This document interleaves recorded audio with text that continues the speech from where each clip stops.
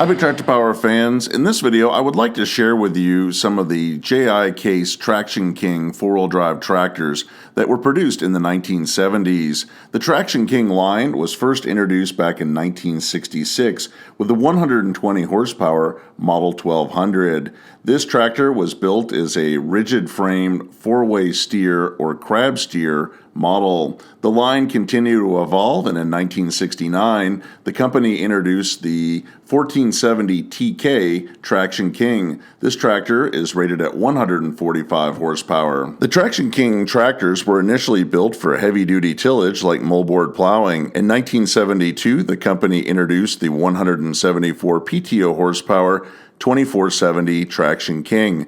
This tractor greatly expanded sales during the decade of the 1970s, and by the 1980s, models like the 219 horsepower Case 4690 were a staple on many dairy farms because they could operate PTO-driven forage harvesters like the one that we see here, chopping corn. It was also popular for running manure spreaders, and of course, tillage.